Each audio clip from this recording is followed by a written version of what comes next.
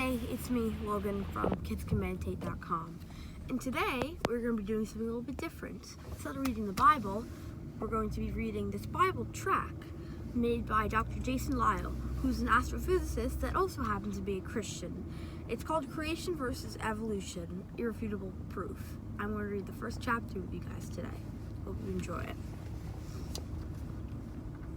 Creation versus Evolution, Irrefutable Proof by Jason Lisle, PhD in Astrophysics. Creation versus evolution. The debate is a hot topic in our culture today. Opinions abound. There are those who hold to a purely materialistic view of the world, believing that the laws of nature are sufficient to account for the origin of the universe and life on Earth, without the need of a creator. And then there are those who believe that some sort of God used evolution to accomplish its goal. There are those who think the Bible indicates that God created the universe, but that the details are metaphoric and cannot be taken as literally true. And then there are those who are convinced the Bible literally records the true account of all origins, and that an all-powerful God created the universe in 6 days about 6,000 years ago. There are other opinions too, of course. But having an opinion on something doesn't make it true. Can we logically, scientifically demonstrate that one of these positions must be the case?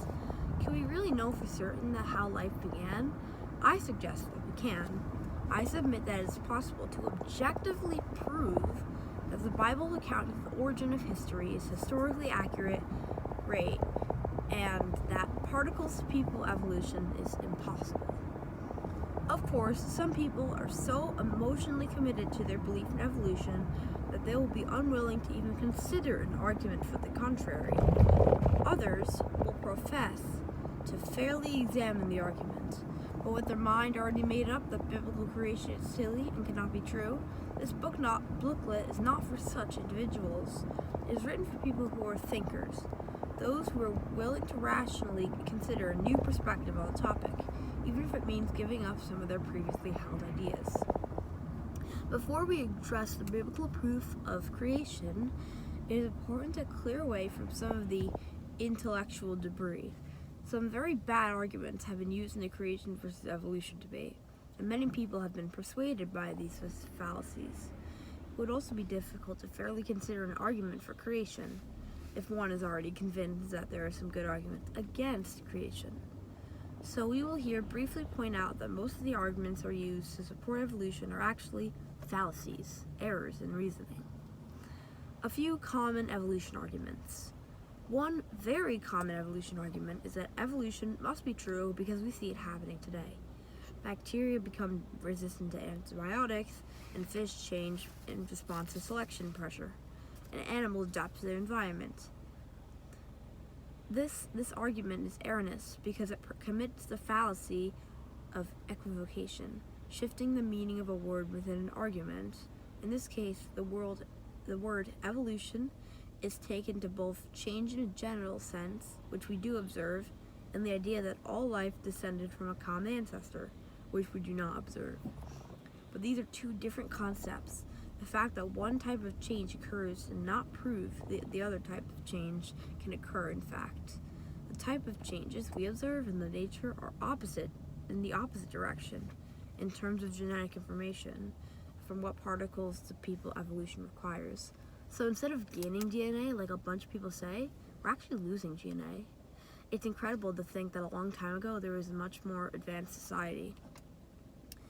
Another common error occurs when the debate is improperly framed. For example, creation versus science implies that evolution is scientific and that creation is not. But without arguing this, when rhetorical tricks are used to persuade people instead of logical argumentation, it is called the fallacy of the question-begging epithet. Name-calling and vulgar comments are also examples of this fallacy. Evolution versus creationism is another example of where the ism subtly implies that creation is simply a belief, but evolution is not. Such a claim must be defended rationally, and not merely asserted without evidence. Sometimes it is argued that evolution is true, because it's the scientific consensus position, Most scientists believe in evolution, but this does not make it true. There have been many times throughout history when the majority of scientists were dead wrong on a particular issue. The fallacy is called the inappropriate appeal to authority, like how everyone believed the world was flat. Many arguments for evolution subtly assume evolutionary ideas as part of the argument that this fallacy is called begging the question. For example, creation cannot be true because it involves the supernatural. Science must be limited to natural explanations. This begs the question because whether the universe was naturally formed or supernaturally created is the very question at issue. In the above argument, the evolutionist has merely assumed the very thing he is attempting to prove. Another example would be, how can the Bible be right about 6,000-year-old Earth when we know from radiometric dating that the world is billions of years old? This assumes that radiometric dating gives consistently reliable results. But creationists deny this and have offered evidence to the contrary. This hypothetical critic has merely assumed the very thing he's attempting to prove. Now, that is hypocritism. That's being a hypocrite. Perhaps the most common fallacy is when evidence is used to support evolution, just as, if not more so, consistent with creation. For example, if evolution were true, we'd expect to find similarity in DNA of all organisms.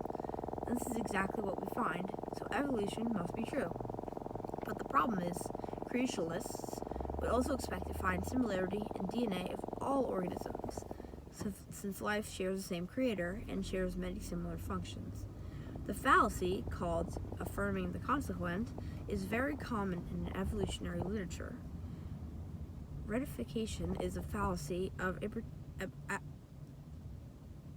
attributing concrete characteristics to an abstract concept.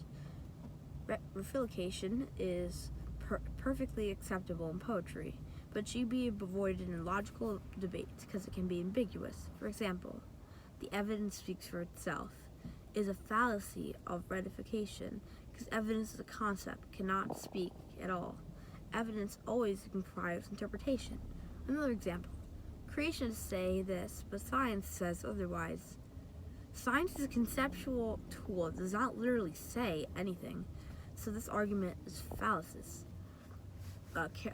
Characterization, right? And this is the end of this chapter. We will continue creation versus evolution with chapter 2, scientific evidence.